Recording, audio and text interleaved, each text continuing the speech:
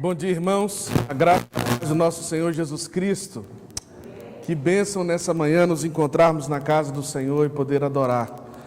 Eu tenho certeza que esse momento é um momento muito terapêutico para nós. É um momento onde nós estamos na casa de Deus, onde nós nos sentimos bem, independente de como chegamos aqui nessa manhã, mas é um momento de termos a oportunidade de ser abençoados, de receber a palavra de Deus. E essa comunhão, irmãos, certamente é um momento que talvez nem eu e nem você conseguimos ter a dimensão, conseguimos medir ou talvez entender logicamente o que isso significa para nós. Mas quando nós entramos por ali, por aquela porta, algo diferente acontece. Porque onde o povo de Deus está reunido, ali é a bênção de Deus e vida eterna para todos sempre. Portanto, eu espero que você possa estar desfrutando desse momento como eu tenho sido muito abençoado com esse culto, o grupo de louvor maravilhosamente bem, a direção do culto. E eu quero convidar você nesse momento a abrir a sua Bíblia no Evangelho de Mateus, Evangelho de Mateus,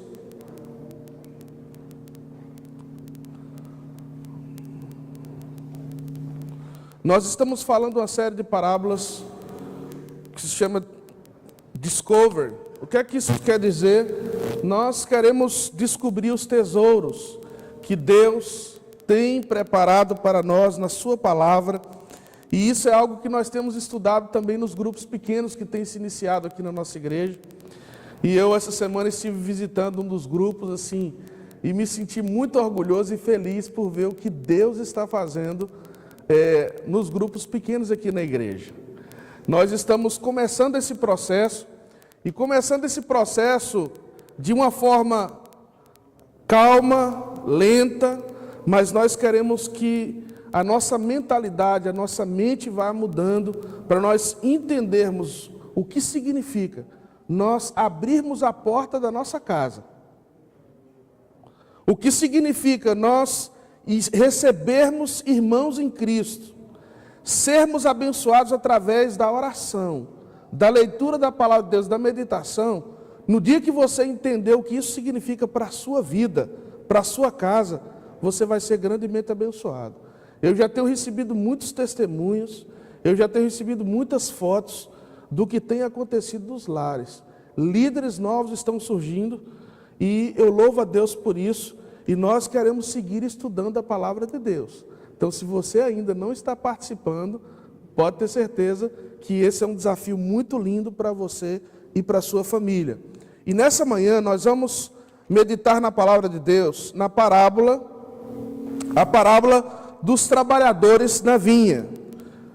Evangelho de Mateus, capítulo 20, do versículo 1 ao versículo de número 16. Eu vou fazer essa leitura bíblica e gostaria que você acompanhasse atentamente na sua Bíblia.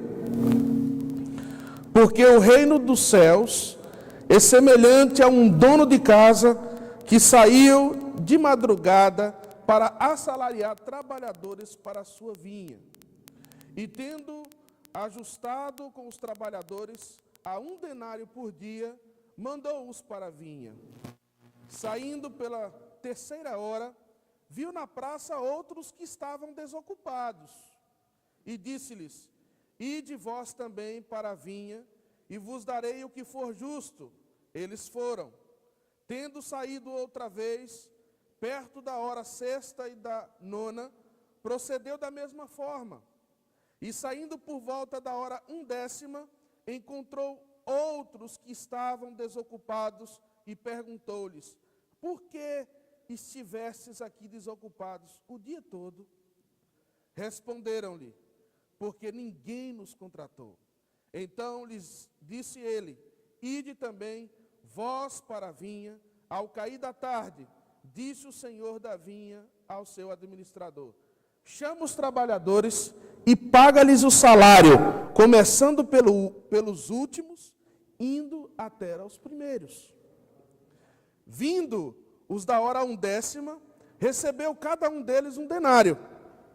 Ao chegarem os primeiros, pensaram que receberiam mais. Porém, também estes receberam 1 denário cada um. Mas, tendo-o recebido, murmuravam contra o dono da casa, dizendo: estes últimos trabalhadores trabalharam apenas 1 hora, contudo os igualaste a nós, que suportamos a fadiga e o calor do dia. Mas o proprietário, respondendo, disse a um deles: amigo, não te faço injustiça. Não combinaste comigo 1 denário? Toma o que é teu e vai-te, pois quero dar a este último tanto quanto a ti. Porventura, não me é lícito fazer o que quero do que é meu? Ou são maus os teus olhos porque eu sou bom? Assim, os últimos serão primeiros, e os primeiros serão últimos. Porque muitos são chamados e poucos escolhidos. Quero convidar você a baixar sua cabeça mais uma vez e orarmos ao Senhor. Senhor Deus, aqui na Tua presença nessa manhã nós inclinamos o nosso coração. Nós inclinamos a nossa vida diante do Teu altar e queremos clamar pela Tua bênção. Queremos clamar pela Tua misericórdia. Queremos pedir que o Senhor fale aos nossos corações. Ó Deus, só o Senhor sabe o que está no mais escondido do nosso ser.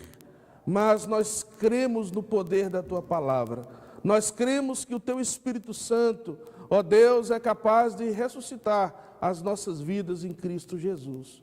E é isso que nós te pedimos, debaixo do temor do Senhor. Amém. Irmãos, eu creio que uma das coisas mais ruins que pode acontecer na vida é quando nós fazemos algo nos sentindo injustiçados. Ou quando nós estamos fazendo algo sem prazer. Ou quando nós muitas vezes estamos insatisfeitos com o trabalho que estamos fazendo, ou insatisfeitos com o salário que nós estamos recebendo. Eu não sei se vocês já passaram por essa situação. De você trabalhar, de você ter disposição para sair cedo da sua casa, de você querer fazer bem o seu trabalho, de se dedicar com o que você está fazendo, fazer todas as tarefas que foram combinadas no contrato, no seu contrato, e você chegar no final do dia e você se sentir insatisfeito por estar trabalhando, porque você acha que o que você está recebendo é injusto. Bem, é exatamente essa ideia que Jesus está utilizando aqui na parábola.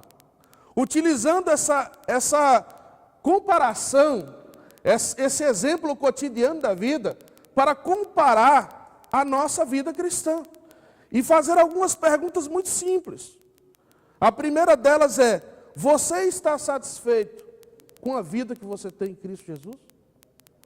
Você está satisfeita com a vida que Deus tem te dado? Com aquilo que Deus tem feito na sua família? Com aquilo que Deus tem feito na sua vida? Com aquilo que Deus tem feito no trabalho que Deus tem dado a você? Você está feliz com o que você tem? Outra pergunta interessante nesse texto aqui é: você está feliz em servir ao Senhor? Então, essas são perguntas importantes para nós entendermos da vida cristã. Porque muitas vezes nós estamos sentados nos bancos da igreja. Nós estamos sentados nos bancos da igreja. Não sei porque não está funcionando, tá? Nós estamos sentados nos bancos da igreja, mas não estamos satisfeitos muitas vezes com o que Deus está fazendo na nossa vida. Com o que Deus está fazendo na sua família. E nós vivemos insatisfeitos muitas vezes por estar também observando e olhando a vida dos outros. Principalmente quando nós olhamos a prosperidade das outras pessoas. Então Jesus está falando sobre servir ao Senhor. E é interessante porque a ideia central desse texto aqui é a ideia central de uma expressão que é muito usada nesse texto, que significa o seguinte: o versículo 16, observe na sua Bíblia, diz o seguinte: os últimos serão o quê? Os primeiros. Esse é o resumo dessa parábola. O resumo dessa parábola é para dizer o seguinte, que os últimos serão os primeiros e os primeiros serão os últimos. Isso é justo para nós? Seja sincera com você mesmo. Isso é justo? Quando nós observamos essa ideia no texto, bem, essa é a ideia que nós precisamos entender aqui no texto para nós entendermos a bondade de Deus. Porque o que eu quero falar aqui nessa manhã é exatamente sobre um tema muito importante. Porque durante toda a Escritura nós vamos ver um tema muito importante na Bíblia, que é o seguinte: muitas vezes a bondade de Deus, ela nos incomoda. Já percebeu isso? Você já percebeu muitas vezes que a bondade de Deus, as coisas que Deus faz, muitas vezes nos incomoda? Aquilo de bom que Ele faz com as outras pessoas, ou com as pessoas que estão ao nosso redor, ou até mesmo alguém que não é cristão. É por isso que tem aquele dito da palavra de Deus, aquela pergunta interessante que eu já fiz aqui algumas vezes: o que é mais difícil? Você chorar com os que choram ou se alegrar com os que se alegram? O que é mais difícil? Conhecendo a vida cristã, convivendo com os crentes e os não crentes, pastoreando a igreja do Senhor, eu tenho visto o seguinte: o mais difícil na vida cristã é nós nos alegrarmos com os que se alegram. Isso é difícil. Chorar com os que choram, muitas vezes é fácil, porque nós nos sensibilizamos com a necessidade, com os problemas dos demais. Mas quando nós temos que nos alegrar com a alegria dos demais, muitas vezes nós não nos alegramos. Por quê? Porque o nosso coração é pecador, o nosso coração é egoísta. E é por isso que muitas vezes a bondade de Deus nos incomoda. E essa parábola que Jesus está falando aqui, está dentro de um contexto que ele está falando do texto anterior. Porque a pergunta é: por que Jesus está falando essa parábola? Por que Jesus está contando essa parábola? O versículo 1 do capítulo 20 diz: porque o reino dos céus é semelhante a um dono de casa que saiu de madrugada para assalariar trabalhadores. Então ele está explicando uma ideia anterior. E que ideia anterior é essa? É a ideia, é a filosofia que a maior parte de muitas pessoas que estão da igreja pensam. Que é esse paradigma, essa lógica do jovem rico. Se você observar a ideia do texto anterior, Jesus conta a história de um jovem rico. E esse jovem rico fala: Senhor, o que é que eu preciso fazer mais para herdar a vida eterna? Eu preciso fazer mais alguma coisa para herdar a vida eterna? Porque eu já fiz tudo. Eu tenho obedecido todos os mandamentos. Então eu acho que não precisa fazer mais nada. Mas o Senhor acha que eu preciso fazer alguma coisa? Aí Jesus diz o seguinte: sim, você precisa vender tudo o que você tem, distribuir aos pobres e o quê? Siga-me. Portanto, depois de contar essa história, aquele homem sai. Depois de Jesus fazer aquele desafio, aquele homem sai. Porque o seu coração estava dominado pela ganância e pelas riquezas. Havia algo que estava tomando o coração daquele homem. Mas ele pensava que poderia herdar a vida eterna através de obedecer leis e regras. Ele estava vendo a vida cristã a partir de uma ideia religiosa, a partir de uma perspectiva religiosa. E muitos de nós vemos a vida cristã dessa maneira, muitas vezes. Mas Jesus está rompendo um paradigma. Então depois ele começa a explicar aos seus discípulos quão difícil é que um rico entre no reino dos céus. É mais fácil que um camelo passe no buraco de uma agulha do que um rico entrar no reino dos céus. O que é que Jesus está dizendo com isso? Jesus não está dizendo que é maldição ou é ruim ser rico. Mas o que Jesus está dizendo é que muitas vezes as riquezas é uma tentação para os nossos corações. É uma tentação para dominar as nossas e tomar o lugar de Deus. Então, em consequência disso, quando nós não temos uma obra do Espírito Santo de Deus transformando e dominando os nossos corações, nós seremos sucumbidos pelas coisas dessa vida, pelas riquezas dessa vida. Então Jesus está dizendo que é impossível um rico entrar no reino dos céus sem que haja uma obra sobrenatural de Deus. Porque a salvação é uma obra de quem? É uma obra de Deus. É isso que Jesus está dizendo para os seus discípulos. Mas aí tem uma pessoa que não consegue se conter e não consegue calar a boca e ficar quietinho, que se chama Pedro. Então Pedro fala, peraí, Senhor, como é que nós vamos fazer? Nós temos deixado tudo e temos seguido ao Senhor. Já que é impossível, já que não há condição por nós mesmos de entrar na vida eterna, o que é que nós vamos fazer? Porque nós deixamos tudo e seguimos ao Senhor. Então Jesus tem que responder a pergunta de Pedro. Jesus tem que responder a Pedro o seguinte: Pedro, e cada um de nós que estamos aqui nessa manhã, vale a pena servir ao Senhor. É isso que a palavra de Deus está dizendo aqui. A palavra de Deus está dizendo que vale a pena nós entregarmos a nossa vida por serviço ao Senhor. Que é bom servir a Deus. Que não existe maior investimento e melhor investimento na nossa vida do que investir as nossas vidas no reino de Deus. É isso que o Senhor está respondendo para Pedro.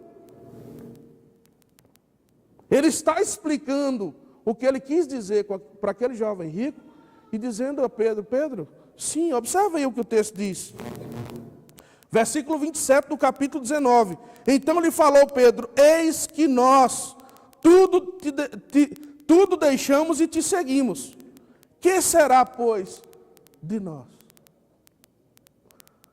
É isso que Pedro está dizendo aqui no texto.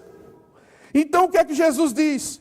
Em verdade vos digo a vós, os que me seguistes, quando na regeneração o Filho do Homem se assentar no trono da sua glória, também vós se assentarei em 12 tronos para julgar os 12 tribos de Israel, e todo aquele que tiver deixado casas, ou irmãos, ou irmãs, ou pai, ou mãe, ou mulher, ou filhos, ou campo, por causa do meu nome, receberá muitas vezes mais e herdará a vida eterna. Porém, muitos primeiros serão últimos e últimos primeiros. É isso que o texto está dizendo. Mas o que acontece que muitas vezes nós temos consciência do que a palavra de Deus está dizendo, e nós sabemos intelectualmente, no conhecimento, por ter lido a palavra de Deus, nós sabemos que vale a pena servir a Deus, mas muitas vezes nós vivemos extremamente insatisfeitos. Por que que isso acontece? Por que que a bondade de Deus nos incomoda? Em primeiro lugar do texto, a bondade de Deus nos incomoda, irmãos, quando nós não conhecemos as promessas de Deus. A bondade de Deus nos incomoda quando nós não conhecemos as promessas de Deus. Se você observar no texto, você vai ver que Jesus faz uma comparação aqui. E há um acordo que está pré-estabelecido. Se você observar na passagem, você vai ver que tem um acordo que está pré-estabelecido. O trabalhador, o dono de casa, sai de madrugada para buscar trabalhadores, para assalariar trabalhadores. E o versículo 2 é claro, diz, e tendo ajustado com os trabalhadores a 1 denário por dia, mandou-os para a vinha. O que é que o texto está dizendo? 1 denário naquela época era um excelente dia de trabalho. Não existia salário melhor do que esse. Esse era o salário mais bem pago para uma pessoa por dia de trabalho. E naquela época as pessoas recebiam por dia. E o dia de trabalho, a pessoa começava a trabalhar bem cedinho, e o trabalho só terminava às 6 da tarde, era de 6 às 6. Então você vai ver no texto que esse dono da vinha, ele está interessado em trabalhadores. E ele faz um acordo, um pré-contrato com aqueles homens que ele pagaria 1 denário por dia. E que aquilo representaria todo o dia de trabalho. Mas o que nós vemos nesse texto aqui é que no decorrer do dia de trabalho, depois de eles fazerem o dia de trabalho, nós vamos ver que Jesus chama outras pessoas para trabalhar. Mas ele chama durante o dia. Então, qual é a lógica humana? Aqueles que trabalharam menos vão ganhar o quê? Menos. Poxa, eu trabalhei o dia de trabalho aqui, né? Se você pensar num contrato aqui, você vai prestar serviço para alguém, e se você ganha por horas, você combinou o dia, e esse dia vai ser 1 denário. Vamos colocar aqui $100. Então, se você trabalhou $100 por dia, e a pessoa falou, peraí, vamos colocar aqui, você vai ser uma helper. E você vai ganhar $100 por dia. Aí a pessoa vai lá e pega outra helper na metade do dia. Fala, aconteceu um imprevisto, estou precisando de... Mas ela vai lá e dá $100 para você e dá 50 para outra. Você vai ficar satisfeito? Na lógica humana, nós não vamos ficar satisfeitos.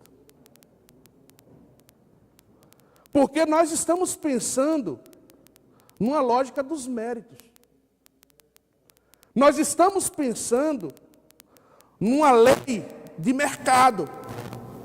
Nós estamos pensando a partir da lógica e da filosofia humana. E muitas vezes nós consideramos o nosso trabalho para o reino de Deus dessa maneira. E às vezes nós contabilizamos as horas que nós trabalhamos para Deus. Às vezes nós estamos sempre pensando no tempo que nós estamos dando para Deus. E parece que o que nós fazemos para Deus é um sacrifício. Porque na verdade nós estamos fazendo um favor para Deus.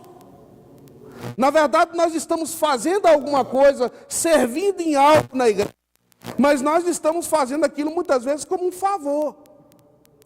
E nós tomamos isso como favor. E nós pensamos que essa maneira de nós nos relacionarmos com Deus, nós estamos acumulando méritos, estamos acumulando créditos para a nossa conta com Deus, para a nossa salvação.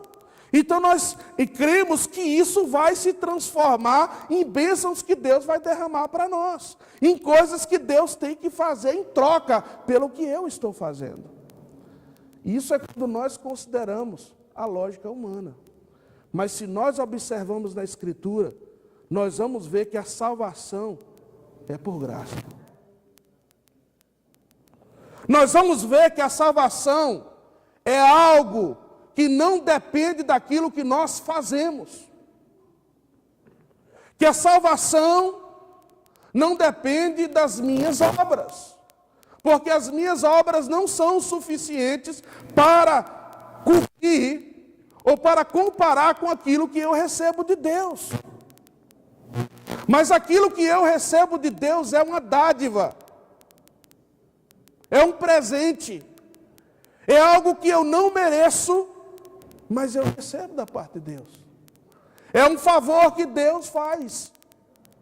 Porque se Deus fosse retribuir na mesma medida com que nós nos comprometemos com Ele, a minha pergunta é, você estaria em dívida ou você estaria em crédito com Deus?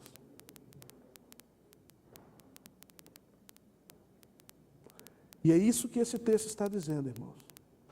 Porque quando nós olhamos pela lógica do reino de Deus, quando nós começamos a pensar a partir da obra de Deus que Ele fez na história, enviando o seu único filho para morrer por mim e por você, você vai entender que ainda que você dê tudo o que você tem, e é isso que Jesus está dizendo para aquele jovem rico.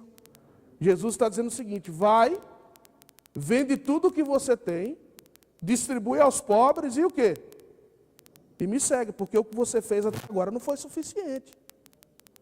Então, já que você quer ir por essa lógica humana, você tem que fazer isso. Mas se você quer ir pela lógica do reino de Deus, você tem que conhecer as promessas que estão na palavra de Deus. E muitas vezes nós pecamos porque nós não conhecemos as promessas de Deus. Nós não conhecemos o pacto que Deus fez conosco. Confia no Senhor. Entrega a tua vida ao Senhor. Confia nele e o quê? E o mais Ele fará. Buscar em primeiro lugar o reino de Deus e a sua justiça, e as demais coisas serão acrescentadas. No mundo tereis aflições, mas tende bom ânimo, porque eu venci. Quando nós, irmãos, quando nós abraçamos, quando nós conhecemos as promessas de Deus, quando nós lemos a palavra de Deus e conhecemos as suas promessas, isso traz paz ao nosso coração.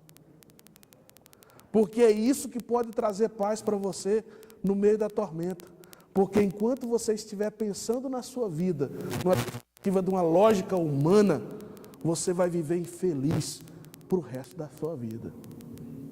Mas quando você entender que a vida não depende do que você faz, que a vida não depende dos méritos que você tem, que a vida não depende do currículo que você tem, dos bens que você tem, mas a vida depende daquilo que Jesus fez por você, você vai estar disposto a entregar por amor ao Senhor. Amém? Mas em segundo lugar nesse texto, Jesus está falando que a bondade de Deus nos incomoda. Nesse texto aqui, nessa parábola, Jesus está mostrando que a bondade de Deus nos incomoda, porque Jesus foi bom. O dono daquela vinha foi bom com os trabalhadores, mas ali foi formado um sindicato. Tinha um sindicato que foi formado ali porque ele estava insatisfeito. Mas a bondade de Deus, ela nos incomoda também quando nós não aceitamos a soberania de Deus. Observe no texto, e você vai ver que esse texto parte falando porque o reino dos céus é semelhante ao quê? A um dono de casa. Ele é o dono. Ele que faz o contrato.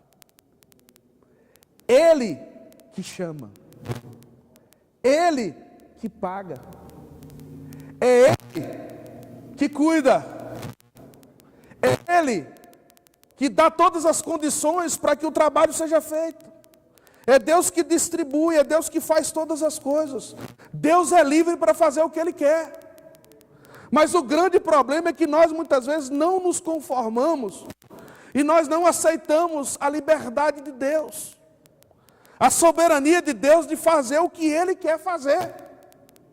E nós muitas vezes começamos a lutar com Deus, porque nós não aceitamos que Deus é soberano. Porque no nosso mindset, na nossa forma de pensar, na nossa estrutura humana de pensar, nós não aceitamos que as coisas ruins podem acontecer conosco. Nós não aceitamos que há alguém fora de mim, que há alguém que me conhece profundamente, que eu não pertenço a mim mesmo, que eu não sou dono de mim mesmo, que eu não sou dono da minha história, e que eu sou propriedade do Senhor, e que Ele está no trono, e que Ele é o Senhor dos senhores, que Ele é o dono de todas as coisas. Incomoda. Já percebeu isso? Quer um exemplo disso? Salmo 139. O que é que diz o Salmo 139? Senhor, quão insondáveis são os teus caminhos. Quando eu escutava, se eu subo aos lugares mais altos, o que é que acontece? Lá o Senhor está. Se eu for nos lugares mais profundos, lá o Senhor está. Antes que eu nascesse, que eu viesse ao mundo, que eu estivesse no ventre da minha mãe, o Senhor me conheceu. A palavra ainda não veio à minha boca, e o Senhor já sabe. O que é que eu posso fazer? Eu não tenho para onde ir. Qual é a atitude de Davi? Senhor, eu tenho ira dos meus inimigos. eu os odeio com ódio, a minha vontade de consumi-los. Depois dele ver um Deus soberano como esse, ele se humilha e fala, eu tenho esse sentimento no meu coração. Aí ele diz o quê? Termina o salmo dizendo, sonda-me, Senhor, conhece o meu coração. Vê se há em mim algum caminho mau. E o quê? E guia pelo caminho eterno. Irmãos, se tem uma doutrina na Bíblia que nos incomoda, é a soberania de Deus. E nem tudo que está na Bíblia nós precisamos conhecer plenamente. E nós precisamos entender plenamente, mas ela está lá. A Bíblia mostra que Deus é soberano. E Ele é o Senhor da vinha. Ele é o dono da vinha. E Ele nos colocou como trabalhadores. Observe o que diz o versículo 8. Ao cair da tarde, disse o Senhor da vinha ao seu administrador, chama os trabalhadores e paga-lhes o salário, começando pelos últimos e indo até os primeiros. E o administrador não pode fazer nada, ele chegou lá para pagar, mas o dono da vinha falou o seguinte, você faz o seguinte, eu quero que pague dessa maneira. Você vai lá, coloque os que começou mais cedo no último da fila, e os que começaram há 1 hora atrás, você vai pagar eles o mesmo valor que foi pago. Por quê? A gente tem como explicar isso? Nós não temos como explicar. Mas tem alguma coisa injusta nisso? Olha o que é que diz o versículo 13. Observe o que diz o versículo 13. O versículo número 13 diz o seguinte, mas o proprietário, respondendo, disse a eles, amigo, não te faço injustiça? Não combinaste comigo 1 denário? Eles começam a reclamar, eles começam a questionar as ações de Deus, o que Deus fez. Eles começam a reclamar e a fazer ali uma revolução. Mas o dono é até simpático, né? Ele chama Jesus já estava ali lidando com o sindicato, né? Jesus falou, meu amigo, por favor, venha cá. Né? Se fosse lá na Bahia, ele falava, venha cá. E falava, vamos conversar aqui, vamos sentar aqui, vamos conversar. É o seguinte, eu combinei com vocês 1 denário, que é um salário justo, é o que eu teria que pagar. Por que você está questionando o fato de eu querer pagar 1 denário para que eles trabalharam a sua hora? Eu não posso fazer isso, isso não é meu, não é o meu dinheiro. Gente, isso é uma coisa que acontece muito dentro da igreja. Isso acontece muito dentro da igreja. Muitas vezes, há pessoas na igreja que lidam com a igreja como se a igreja fosse dela. Como se a igreja fosse um pedacinho dela. Se alguém sentar no lugar dela, que ela senta todos os domingos, ela vai lá e manda a pessoa sair. Tem gente que faz isso dentro da igreja.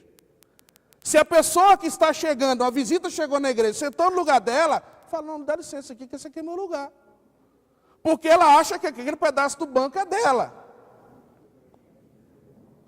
Porque ela acha muitas vezes, porque ela está mais tempo na igreja, ou porque ela ocupa certos cargos na igreja, ou porque ela tem um certo tempo na igreja, ou porque ela conhece algumas pessoas da igreja, ela acha que ela tem mais do que os demais. E ela trata as coisas como se fossem os recursos deles, mas não é de Deus. A obra é de Deus. Já perceberam, muitas vezes a gente quer controlar Deus. Às vezes a gente quer controlar o Senhor. Nós nos conformamos com as atitudes de Deus. Mas Deus tem os seus critérios, os seus propósitos. Ele sabe como Ele chama e como Ele salva cada um. O que Ele faz de todas as coisas. Nós precisamos entender isso. Mas a soberania de Deus, o fato de não aceitar a soberania de Deus, vai nos incomodar sempre a bondade de Deus. Você tem que aceitar nessa manhã que Deus é soberano. Porque se você aceitar nessa manhã que Deus é soberano, você não vai se incomodar com a bondade de Deus. Você vai falar o seguinte, bem, Deus tem misericórdia de quem quer. Por que que Deus amou a Jacó e não a Esaú? Tem alguma explicação? Porque Ele quis. Ele faz o que Ele quer. Ele é soberano.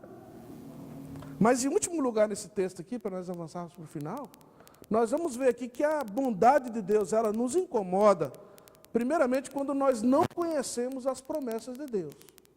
Quando você não tem conhecimento daquilo que Deus tem para você, você sempre vai estar insatisfeito. Mas em segundo lugar, a bondade de Deus, ela sempre vai nos incomodar. Quando nós não aceitamos que Deus é soberano. Você precisa aceitar que Deus está no controle de todas as coisas. E nada acontece sem a vontade dEle. Mas em terceiro lugar, em último lugar, nessa manhã, a bondade de Deus, ela nos incomoda quando nós não entendemos que Deus é gracioso. Quando nós não entendemos que Deus é gracioso. Que o nosso Deus é um Deus de graça. Nós não nos conformamos muitas vezes com a generosidade de Deus. Muitas vezes nós pensamos, mas Deus, por que o Senhor nos salvou? Foi necessário o Senhor enviar Jesus. Para que o Senhor sacrificou o seu Filho para morrer por nós? Tem muitas pessoas que não aceitam isso. Que Deus entregou o próprio Filho dele, e por que Ele não nos salvou? Sem que precisasse ter derramamento de sangue, sem que precisasse ter morte. Por quê? Por que tanta maldade? Por que tanta coisa? Por que tantas pessoas fazendo maldade? E aí Deus segue sendo um Deus bom. Por que aquela pessoa foi uma pessoa tão ruim? Você vê alguns exemplos na Bíblia. Por exemplo, por que Deus decidiu salvar aquele ladrão que está na cruz? Por que Ele decidiu? Porque a graça de Deus, irmãos, Deus é um Deus gracioso. E às vezes a gente olha e a gente acha injusto. E quando nós vamos pelos critérios humanos, nós erramos. Por exemplo, quando Samuel foi ungir o rei na casa de Jessé, Samuel chega lá e ele pensa que naquela mesa ali estavam um daqueles que seria o substituto de Saul. Mas Deus escolheu quem? Deus escolheu o mais jovem. Deus escolheu aquele que estava lá no meio das ovelhas, que estava todo sujo, cheirando a ovelha. E Ele não escolheu aquele que era alto, bonito, aquele que era um grande soldado. Davi tinha irmãos que eram preparados, eram soldados muito bem preparados. Mas por que Deus escolheu Davi? Porque Ele é um Deus bom. Porque Ele é um Deus de graça. Porque Ele é um Deus de amor. E é aqui nesse texto em que nós entendemos, irmãos, por que os últimos serão os primeiros. Sabe por que os últimos serão os primeiros? Os últimos serão os primeiros, primeiramente, para nos ensinar a regra do reino de Deus. Porque a salvação não depende do que eu faço. Então, se não depende do que eu faço, dá no mesmo se eu sou o último ou sou o primeiro. Depende de quem? De Deus. Então dá no mesmo se eu sou o último ou sou o primeiro. E aqui estão os discípulos, se você for ver em outra passagem, está discutindo. Eles discutindo, dizendo o seguinte: espera aí, Senhor, quem é que vai sentar na destra do Senhor? Quem é que vai sentar do lado? Né? Eles estavam disputando. E Jesus, em outra passagem bíblica, ele diz o seguinte: os últimos serão os primeiros, e os primeiros serão os últimos. Isso nos ensina a nós sermos um pouquinho mais humildes. A aplicação desse texto para nós aqui é que isso nos ensina, irmãos, a nós buscarmos ter uma vida humilde. Porque muitas vezes nós nos achamos melhores que os demais. Nós achamos que nós temos mais méritos que os demais. Mas o que o texto está dizendo aqui é que nós não somos melhores que ninguém. E se há alguma coisa boa em nós, não vem de nós, mas vem de quem? De Deus. Então nós precisamos aprender a ser um pouco mais humilde. Porque muitas vezes essa visão, ela pode nos desviar dos propósitos de Deus. Quer um exemplo disso? O que é que aconteceu com Jonas?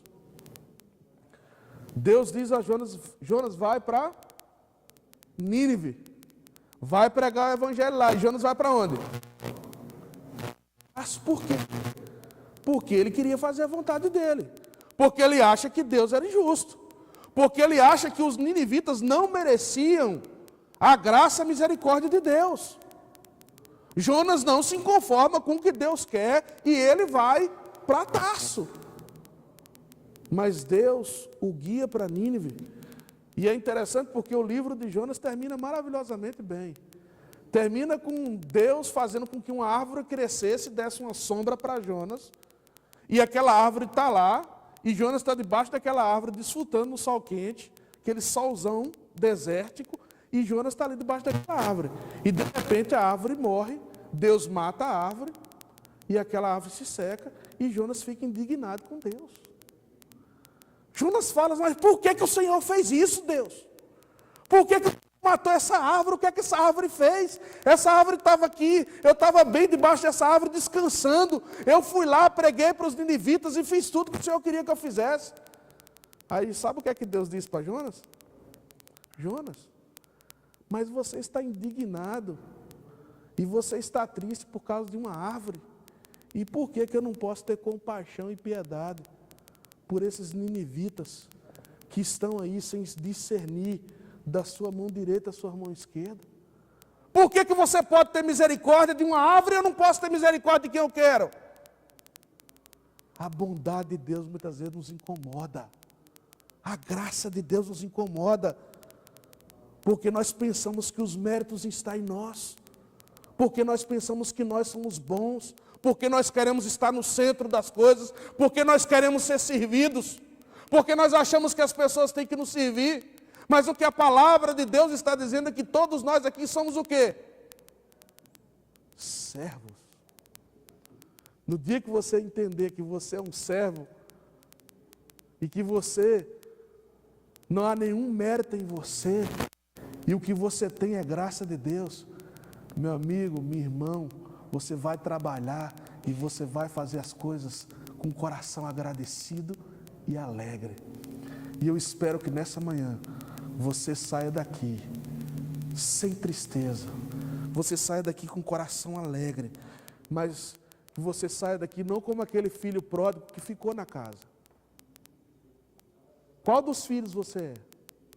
Você é aquele que se desviou do evangelho, mas voltou? Ou você é aquele que está perdido dentro de casa? Porque tem muita gente às vezes que está dentro da igreja, mas ela está insatisfeita e triste, amargurada, com o coração fechado. Por quê? Porque ela não consegue ver as promessas de Deus. Porque ela não consegue aceitar a soberania de Deus. Porque ela não consegue entender que Deus é um Deus de graça. É um Deus de amor. É um Deus que faz conforme Ele tem o propósito para cada um de nós. Portanto, que Deus nos abençoe nessa manhã. Que Deus trabalhe nas nossas vidas, para que nós encontremos essa mesma resposta que Pedro encontrou. Pedro diz o seguinte: Senhor, nós deixamos tudo e te seguimos. Mas Jesus diz o seguinte: Pedro, pode confiar, porque se você está trabalhando para mim, meu amigo, se você é meu servo, se você é minha filha, eu tenho o melhor para você. Amém? Vamos baixar nossa cabeça, vamos orar ao Senhor.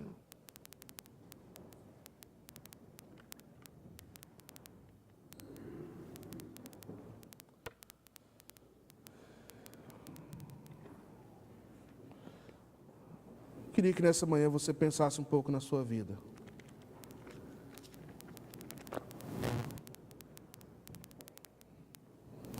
Que você falasse com Deus. E a minha pergunta é a pergunta do começo. A minha pergunta é: você é um cristão satisfeito? Você está feliz nessa manhã? O que é que define a tua felicidade? Você está, Cristo é suficiente para você nessa manhã? O que Cristo tem dado para você é suficiente para você? Eu espero que você possa meditar nisso.